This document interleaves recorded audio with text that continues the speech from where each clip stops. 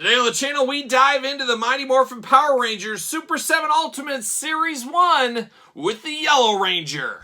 The spirit of Ultimate Warrior will run forever!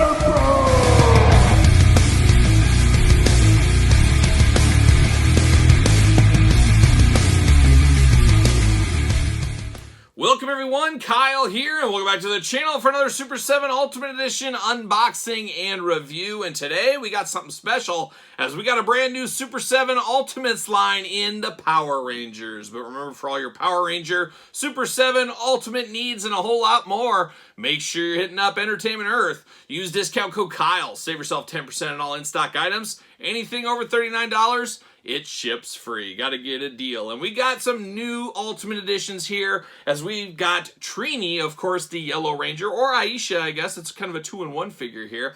And this is the first one we're unboxing from the Mighty Morphin Power Rangers Series 1. Of course, we'll unbox the rest of these on the channel. And of course, we're going to unbox this like we do all the other unboxings on the channel. We're going to take a look at the packaging. We're going to talk about it. We're going to unbox it. We're going to talk about it.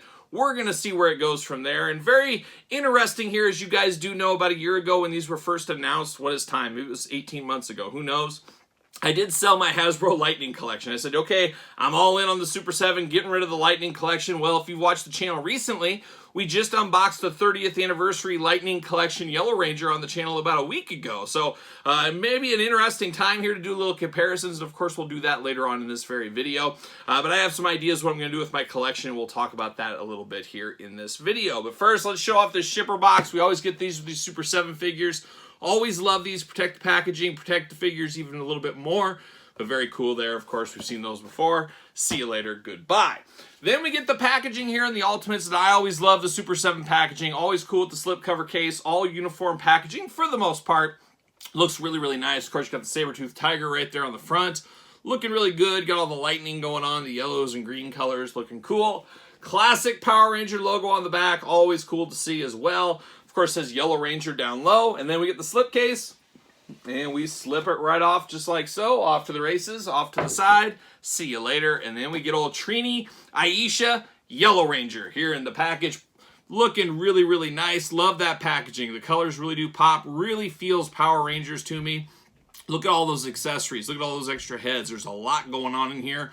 Hardcore Ranger fans, they might be picking up 3 of these. 1 for each head. Who knows? But looks really, really nice there, of course, in the package. Big bubble window showing everything off. Then the back of the package, we got that Yellow Ranger kind of up there. We got the little saber-toothed tiger. Then we got quite the blurb here for the Yellow Ranger. Let's read old War and Peace, see what Trini's up to. The Yellow Ranger is an essential member of the Power Rangers, never one to shy away from facing fears, especially when a fellow Ranger is in trouble or when her doll magically comes alive. And they got Mr. Sneasel Squeezer or something like that, whatever his name was, something along them lines. Trini Kwan was the first to be chosen for the mantle of the Yellow Ranger, later transferring her powers to Aisha Campbell before leaving for the World Peace Summit. The Yellow Ranger calls upon the power of the saber-toothed tiger to utilize her strength, agility, and armor-piercing power daggers to defeat the evil forces of Rita Repulsa. So there you go, right there. We're going to pull her out. We're going to see what's going on. Maybe we will. Uh-oh, we're taped in here on the side. Sometimes they're taped on these flaps. Sometimes they are not taped. I don't know if that's a little key, a little Easter egg to what factory they're being made in. That very well could be the case. We're going to pull her out. Nice purple background there. Really, really does pop. And then we got the old plastic prison. Look at all those different accessory pieces. Look at all that stuff there. Looking really, really nice. I'm going to take this offline. Going to get her unbuckled, and we'll be back talking all things Super 7 Yellow Ranger. All right, we got the Yellow Ranger out of the packaging, and it took forever. Everything was taped down, plush twist ties on top of it, so definitely protected in the package, definitely locked down in the package. Well, let's break it down, and let's start with the hands like we usually do. Start with the accessories, then move our way over to the old figure here. But we got all kinds of sets of hands, a lot of sets of hands. Choose your own hand adventure to another level here. But we do get 2 fisted hands. We get 2 kind of karate punch, palm strike hands. Got a little of that going on there. We got 2 flayed out open hands. We got 2 gripping hands on her right here. They are side to side. It looks like we have 2 other gripping hands, and they are the up and down there. So we got both versions. Of course, these are gloved hands, gloved Ranger hands like we've seen, all in white, looking really good. Nice, clean gloves. And then you do get 2 trigger hands.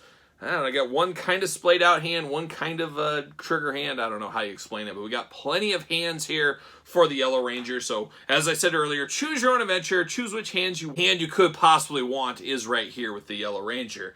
Then we get into her accessories here, and there's all kinds of stuff. And you do get, was it Mr. like Tickle, what was his name? Tickle Sneezer? Tickle Sneezer, I think is what it was. Somebody correct me if I'm wrong, but it was like, came to her in a dream. It was on one of the episodes back in the day. And it's been a long time since I've watched Power Rangers Series 1. It's been 30 years probably at this point. Who knows? I definitely watched it when it came out, and I definitely watched the reruns as they were happening, but have not went back and revisited the Power Rangers. But I believe that's what it was, and didn't he turn giant, and didn't they have to fight him? Maybe something like that. But Mr. Tickle Sneezer looking good here. And I believe Mr. Tickle Sneezer was a male, wasn't he? This looks like a female to me. I don't know. Maybe that's just me. But a very cool deep cut Easter egg as we do get with Super 7. So I do like stuff like that. So we do have him. We do got some flowers here. Once again, was there an episode where she got some flowers? I keep thinking there's like a gif or a gif, depending what you call it, of Trini and some yellow flowers, something like that. Am I dreaming that too? I'm not sure, but definitely probably a part of an episode. Once again, another deep cut here, but nice yellow flowers here, looking really, really nice. One of these accessories you could use with different characters if you want to. You want to put these with some of your NECA Ninja Turtles, you could very easily do that if you wanted to. Very cool there. Then we continue on with a few other things. We do get her her weapon here, her iconic Yellow Ranger weapons, as every Ranger, of course, has an iconic weapon. You do get these here with her. Nice silver blade, got the yellow on the handle. Looking good, no paint application problems on mine. Nice sculpting into the blade. Looks good. Of course, you have to have these if you do have the Yellow Rangers. So we do have those. Continuing on, we got her Morpher, of course. Looking good, you got to have the Morpher. Saber-toothed tiger, as one may say, but a nice-looking Morpher. Of course, we're going to compare a little bit later to the Hasbro 30th Anniversary Deluxe Editions that we've just recently unboxed in the Lightning Collection. We also got a Morpher with those. This has a little bit more detail. This is a little bit larger as well with this scaling, of course, but nice to get the Morpher. Another thing very iconic to the Power Rangers, as we all know. Then we do get the three patented Ranger weapons. You got the old blaster, of course. The red, the black, the white, looking really good. Got all three versions. I would assume every single Ranger we get in this line, you will get these same three weapons. Got to get the most out of your molds. But makes sense to me, but you got to have these with the Rangers once again. Then we get two more daggers, and once again, I'm just not sure. Does she have different ones somewhere along the way? These are all in silver here. I almost think this is like a tribute to the childhood old Bandai ones, maybe. Is that possible? Same thing I was thinking with this blaster, because I remember the old Bandai ones had a blaster very similar, all in white like this. Is that what this is supposed to be? Kind of a nod to the past a little bit? Not super sure. I'm not the #1 Ranger expert in the world. I will tell you that right away. But it does look good. I don't know if I'm going to use those. Definitely going to go with the more iconic ones as far as the weapons. That's just me, though. Choose your own adventure, as we always say. And then I have no idea what this is. It almost looks like the Ranger coin with like a yellow coin or a cone of effect piece going against it. Once again, not sure. This is another nice deep cut, though. I do appreciate stuff like this. And, of course, if Power Rangers is your #1 collection, you absolutely love your Power Ranger, you probably love deep cut stuff like this. I would for G.I. Joe or wrestling or whatever it may be. But it is interesting. I'm just not going to be using it in my Ranger display, and that's kind of where it goes from there. Now let's start looking at these heads. Look at all three heads here we have, including the helmeted head. And let's start with the helmet first. Why wouldn't we, I guess?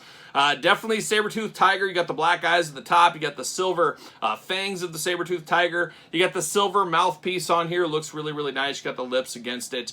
A nice yellow color. Not as bright as the Hasbro one, and we'll probably see that in the comparisons, but more of a kind of a mustard color is kind of what I imagine right here. But it does look good. All day long, somebody hands you this. I don't care what you say. You're going to know this is the Yellow Ranger. It looks just like it. It's a Yellow Ranger helmet. It is what it is. So no issues with that. And I was leaning and still am, and we'll see what happens. We'll see when all the fuss and all the dust settles. But my plan with these Super 7 ones was to leave the helmets on these figures and have them displayed with their helmets. And then, of course, I've dived back into the Lightning Collection with this new one. Going to have those displayed with their heads. We'll see if that's the way it's going to go, as we're going to dive into the heads here. And we should probably start with Trini first over Aisha. She was the first Yellow Ranger, after all, so we owe her that. Now, a lot of people dogging on Super 7, of course, as we know, and they're not totally wrong, of course. There has been some issues with human likenesses in Super 7. We see it primarily in the wrestling headspace, and we've seen it a few other times. And a lot of people are dogging on the Super 7 Power Ranger ones. I've heard a lot of feedback. I haven't chimed in because I always wait till I get it here at the table. Then I can make my final decision. Like the Andre the Giant Super 7, unfortunately not good at all. That was not a good figure for likeness in the head, in my opinion. But this one, Trini, I tell you what, I know a lot of people don't like them, and it feels like it's the fun thing to do. But in hand, this looks like a heck of a lot better. One thing I say is, do I know this is Trini right off the bat? If somebody handed me this, so this is a figure, this is something you know and you should know, I'm fairly confident I could tell you this was Trini from the Power Rangers. It does look really good. It does look like her. Nice red lips, nice long black hair. It definitely looks like Trini. I have no doubt in my mind that this is Trini. Maybe it just needs a little bit more pizzazz to it. Maybe it's just a little bit flat, but at the end of the day, I think this looks okay. That's how I see it. That's how I see it here at the table. And I did have some issues with the Yellow Ranger head on the Hasbro one. And once again, I keep saying on Broken Record, we'll compare them and talk about the differences between the two later on in this video. But I think Trini looks okay here. Now, Aisha, it does have a little of that spunky attitude that Aisha had in the show, of course. But there's something just a hair off on here. And I think for me, I don't know why, I keep going to the ears on this one. I don't know if the ears are not out far enough, they're back too far, something like that. I'm not sure I could nail Aisha and say this is Aisha all day long like I could Trini, but I do think it is respectable enough for a Ranger fan, especially a hardcore Ranger fan. They're going to know who this is if they see this one. I think the skin tone looks really good. Smiling face looks okay. The eyes, you got the yellow bow up there. I think it's okay. I think it gets the point across. Is it the greatest head sculpt in the world? Absolutely not. But they do look a lot better in hand than images. And I can't stress that enough with these Super 7s here. Go to your local toy store. If you're on the fence, go look at them in hand. Make your judgment there. Don't just look at the renders and pictures. Not everybody is a good photographer, and there's always shadows, things like that. You need to see them for yourself is what you need to do. But I think both are fairly passable. I'm going to put it that way. But I'm still, I don't know. I'm still leaning for the Ranger head. That's just a little bit more iconic to me. You got to choose your own adventure. But let's dive into this Yellow Ranger body here. And I like what I see. I like the size of these two. These feel good, and I like that it's tight joints, not loose. There's no looseness to this body. It is tight right off the bat. I really, really do like that. Of course, arms are going to go all the way around. You got a bicep cut. You get side to side at the elbows, back and forth on the elbows. You even got a little extra back and forth on the old elbows there. So you can have some of that. Of course, hands going to be removable, hands side to side. You get the big hula hoop at the top here so you can move her around, and then you get a traditional waist as well. So a little bit of dual mode waist, tons of articulation there. Of course, head is removable back and forth, side to side, plenty of movement on the head. You can do those big old Trini splits if you really needed to. You can do the side to side, back and forth. You can do the front and back splits. You do get single jointed knees there, of course, that bend. You get the boot cut, and then you get the ankles back and forth, side to side. So very, very tight joints here. I love that. But a lot of posability here. And I know a lot of people don't, they want more posability out of their figures, but for somebody like me, I always say in these Super 7 ones, I understand those that love tons of posability if you're a figure photographer, things like that. But for someone like me, in the way I do my collection, I'm going to put them on the shelf the way I want them, set it, and forget it. That's how it's going to be. So for me, this works perfectly. And I think the majority of people that collect these action figures, these adult action figures, are probably not doing toy photography. They're probably not playing with their figures. They're probably sitting them up on display, and I think it gets the point across very well here, of course. Some of the additional things we have on this figure, of course, we got the painted on forearm here with the yellow and white, looking really good there. The yellow and white at the top, no paint problems, no scuffage, nothing like that going on. Of course, you got the holster in the side on white. You got the iconic white belt with the morpher right there as a belt buckle, and then down to the boots as well. You get the white and yellow boot attack looking really good. We got peg holes on the bottom of the feet, so we might as well see, does she fit on a ringside collectible stand? Use discount code Kyle, save yourself 10%, as I always say, and make sure you get the Mattel stands. What do you know? She fits perfectly. If you need a little extra support for your figures, there it is. Make sure you do get the Mattel stands there. But it looks good. I have zero issues with this. There's some deep cut accessories that somebody like me maybe doesn't understand, but you get all the hands in the world. You get all the weapons in the world. You get 2 extra heads. You can really choose your own head adventure. And like I said, hardcore Ranger fans, they're going to want multiples of these probably for all heads and all different mix and matches you could possibly do here. But this is not bad at all. I love how the body feels, because let's go to it. Let's go to the Yellow Ranger from the Galaxy Collection. Was it Legacy Collection, 30th anniversary, Mighty Morphin Power Rangers. We just unboxed this on the channel fairly recently, and a lot of people like these Ranger ones because you get all the extra articulation. You get a heck of a lot more articulation than you do get with the Super 7. Now, you're looking at about a $15, $20 price difference between these, so you got to ask yourself. Now, this comes with tons more accessories with the Super 7, but you do get a fair amount with the Hasbro one as well. My biggest issue with the Hasbro ones right here is the looseness. The limbs are very, very loose. Where I like the Super 7, we're very tight here. We're not messing around. Where this one, you feel all froggy. It feels like a little frog is what it feels like to me. And it's just almost like there's too much articulation. I know some people say that's not a thing, but for me, it feels like there's too much articulation on her. It makes her feel a bit looser than I would like her to be, where this is extremely tight joints. Now we get down to the heads, and that's what a lot of people are saying. The Hasbro heads are so much better than the Super 7, things like that. I'm not quite there. One thing, boy, I'm not there. I actually prefer the Super 7 over this one, and I was pretty critical of the Hasbro head in my review, as there is so much shine on this one. There's way too much shine, too much gloss to it, and I think I would know this is Trini, but I'm not 100% there, where there's not the shine on this one, but it definitely looks like Trini from the show, this one all day. Now, they got two different hairstyles going on. You got pigtails over here. You got the long hair here.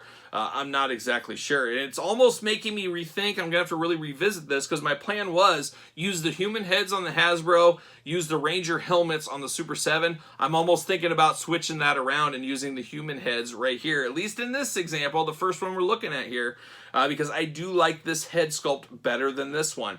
And I could have got a bum one. Who knows? You guys will have to check in on that, but there's just so much glossiness to this one.